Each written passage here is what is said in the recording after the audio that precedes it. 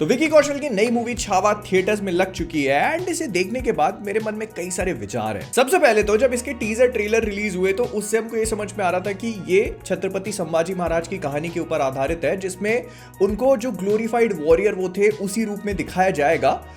But it is so much more than that. ये सिर्फ एक बायोपिक नहीं है, ये एक ऐसी कहानी है जो एक बहुत ही ज्यादा फियरलेस वॉरियर किंग को सेलिब्रेट करती है। उनकी लाइफ को दिखाने का काम बखूबी किया गया है। एंड पहले सिनॉप्सिस से शुरू करते हैं तो कहानी वही है जो हम लोगों ने टीजर ट्रेलर में देखी थी। छत्रपति संभाजी महाराज अपने पिताजी छत्रपति शिवाजी महाराज के गुजर जाने के बाद औरंगजेब और मुगलों से लड़ने का बेड़ा उठाते हैं। अब क्या ये अपने वॉर में सक्सेसफुल होंगे नहीं होंगे, ये सारी चीजें आपको मूवी देखकर ही पता चलेगा। लेकिन मैं इनिशियली जब इसे देखने गया ना तो मेरे दिमाग में बस एक पिक्चर बहुत अच्छे से क्लियर थी और वो था कि इसमें हमको काफी ज्यादा ब्रूटल एक्शन देखने को मिलने वाला है।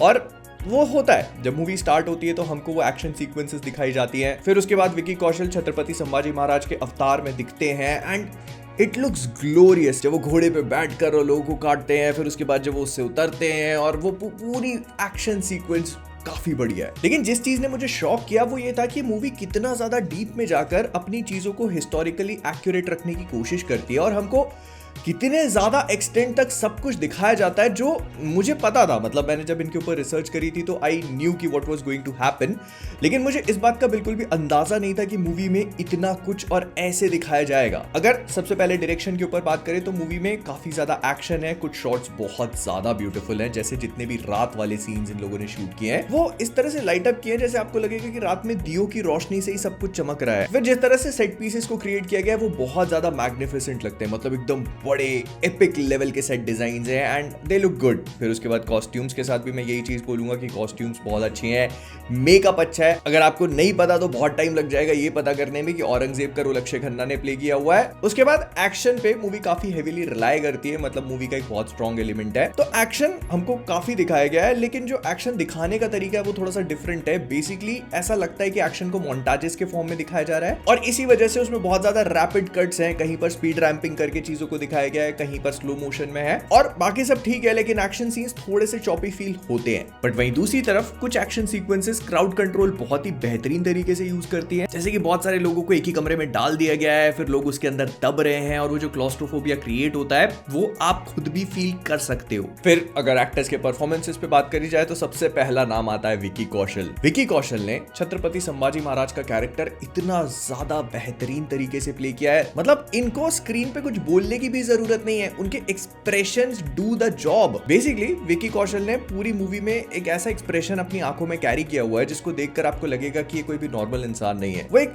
तेज सा महसूस होता है और जो प्राइड दिखाई गई है ना वो आपको आंखों से ही देखकर समझ में आ जाती है, मतलब एकदम मैं एक्सप्लेन नहीं कर सकता, you have to watch it to understand. फिर उसके बाद सेकंड हाफ के थर्ड एक्ट में जो इनका पूरा परफॉर्मेंस है भाई साहब, it is so mind blowing. मतलब वो बस चिल्लाए जा रहे हैं और ये भी समझ में आता है कि लोग उनके पास जाने को तैयार नहीं है because of the rage that he carries. आपको बहुत ज्यादा कुछ बोलने की जरूरत नहीं है वहां पर, वो जो एग्रेशन और रेज निकल के आता है, वो जो इमोशन है वो आपसे कनेक्ट होता है डायरेक्ट। और ना ये चीज सिर्फ रेज इमोशंस में नहीं कैरी होती है, जब छत्रपति संभाजी महाराज किसी से हंस के बात कर रहे हैं तो भी आपको उनकी आंखों में वही सेम तेज नजर आएगा। मतलब अगर वो मुस्कुरा रहे हैं तो भी आपको ये बात समझ में आ जाएगी कि मैं इनके ऑपोजिट नहीं आना चाहूंगा कभी भी। फिर उसके बाद अक्षय खन्ना औरंगजेब के रोल में काफी बेहतरीन है।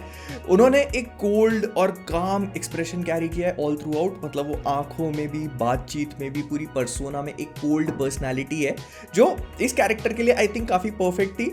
फिर इसके बाद जिन्होंने कवि कलश का रोल प्ले किया है विनीत कुमार सिंह, वो भी बहुत बढ़िया है। वो मुक्काबाज में भी बहुत बेहतरीन थे, नहीं चेकआउट किया तो डू चेक इट आउट, वो काफी बढ़िया मूवी है। फिर इसके अलावा बाकी सब लोग अपनी जगह पे ठीक ठाक है, लेकिन रश्मिका मंदाना का परफॉर्मेंस मेरे को ऐसा लगा कि वो अभी भी श्रीवल्ली वाले कैरेक्टर में ही है। ऑल्दो कुछ कुछ सीन्स है जिसमें वो थोड़ा बहुत शाइन करती है, लेकिन पर्सनली मैं वो श्रीवल्ली वाली इमेज को अपने दिमाग से निकाल नहीं पा रहा था। It could be because of the voice acting, but मेरे को वो एक्सेंट अभी भी मैं सेटल डाउन नहीं कर पाया उसके साथ। फिर ना मूवी में ऐसी बहुत सारी चीजें हैं जिनको देखकर आप अंदर से इनरेस्ड फील करते हो एंड आई थिंक एक स्टोरी टेलिंग का सबसे बेस्ट पार्ट यही है अगर वो किसी सामने वाले से वो इमोशन निकलवा पाए जो वो निकलवाना चाह रही है। और ये चीज ना मेरे साथ हुई, मतलब मूवी का जो थर्ड एक्ट है वो थोड़ा ज्यादा ब्रूटल जाता है, थोड़ा ज्यादा डार्क चला जाता है, जो मुझे लगता है कि दिखाना बहुत जरूरी था। अगर आपको उनकी पूरी कहानी दिखानी है तो this was a very important part और मुझे पसंद आया वो ये चीज नहीं जो वो स्क्रीन पे दिखा रहे थे, ये कि ये इतना हार्ड हिट करने को तैयार थे। हाँ ये जरूर है कि मुझे ऐसा लगा मूवी में थोड़ी सी पेसिंग इशू था, मतलब मूवी थोड़ी सी लंबी फील हुई मुझे, बट आई डोंट थिंक कि जब थिएटर से बाहर निकलते तो आपके दिमाग में वो थॉट होता है, बिकॉज ये मूवी ऐसी नहीं है जिसको आप देख करके 2 दिन में भुला दोगे। इट इज समथिंग जो आपके साथ रहता है परमानेंटली और उसके बारे में आप बहुत लंबे टाइम तक सोचते हो। तो कुल मिला के छावा मेरे लिए एक ऐसी मूवी थी जो मेरे साथ रहेगी